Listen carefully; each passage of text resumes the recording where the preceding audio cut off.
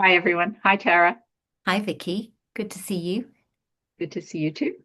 And welcome to our Power Burst. And in this new Power Burst, Tara and I are talking about young people feeling safe to be able to converse with adults, whether it be their teachers or their parents, without having to veto what they really want to say or without feeling unsafe about it. So, the question that we are asking today is how do we support young people to feel safe enough to be honest? Tara? Yes, I love this question, and thank you, Vicky, for introducing it. Yeah, I kind of think this is really important, and we know that in some situations, if young people are learning on the job of life, and there's going to be decisions, actions, things that they're going to do along the way that they've done it. It it's been an impulse response to something, and then after some reflection, it's something that they might have wished they hadn't have done, and often there can be some regret, some shame, and that it can make it difficult to be able to be honest about what that might be.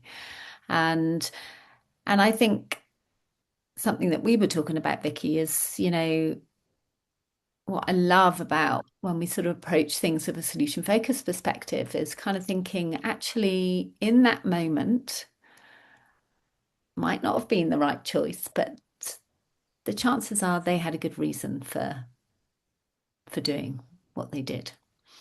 And when young people, want to be able to talk openly, I think what they really need from adults, caregivers, parents is a space to be heard and to be met without judgment.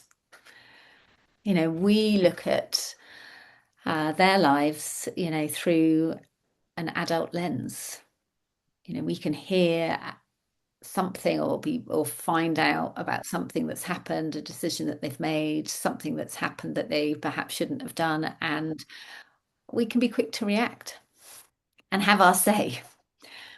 And I think young people will sometimes do all sorts of things to avoid to have that conversation because they assume that you're going to be judgmental or that you're not going to listen.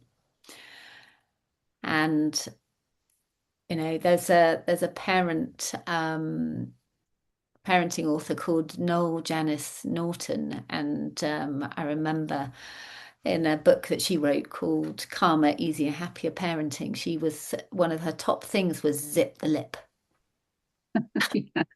Yeah. And I just think that, it's that, and it's like, Yes. zip the lip, take a Yes. step back, Yes. take a moment, and, maybe it's like, I'm guessing, you might have had a good reason for that decision in that moment. Um, Yes. but then, like, what can we learn from that? What would you do differently next time? Shame, as you were talking about shame earlier, Vic, shame is a horrible, horrible, horrible feeling. And it should be momentary. You Yeah. know, it's there for a reason, to learn from these things, but it shouldn't stay with young people. It shouldn't, Yes. and we can support them to move on from that. Yes. Yes. And to understand that it's okay to make mistakes. Yes. We all make mistakes, we learn from our mistakes, and we move on. Yeah. Um, yeah, and I'm thinking about, that poor kid who is getting bullied, Yeah. right? Is always being spoken to disrespectfully by the same person. And finally, one day they just, something just snaps in the moment and they deck the kid, Mm. you know, they deck the kid. And Yes, it's a poor choice, but there is a good reason Yeah, for that child punching the other child, right? yeah, And we know that usually what ends up happening is that the child who punched the other child ends up getting punished.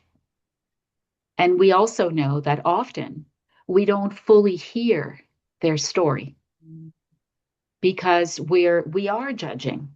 yeah, We're thinking you should not be hit, kids should not be hitting each other.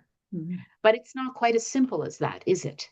no, And, there is a reason for that hit. So then it's a question of taking that step back and listening, Tara, the mm, importance of listening mhm, in the moment yeah, to really hear what the child is saying. And the child really has this feeling that they want to share mm, because they know they are being heard. yeah, You yeah, know, absolutely. I think that's an absolutely wonderful example.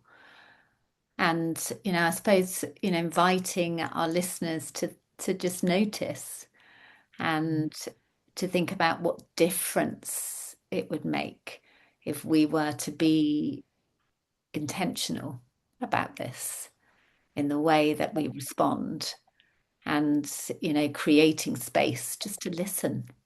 yes. I think we've said it many times before. Young people will be like, nobody listens to me.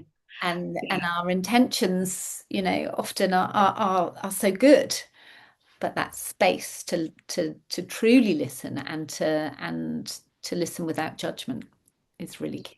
To honor even those mistakes. Yes. Yeah. You know, Learning on the job. it's exactly. Thank you, Tara. Thank you very much. Thanks everyone for Thanks, listening. everybody. Bye. Bye bye.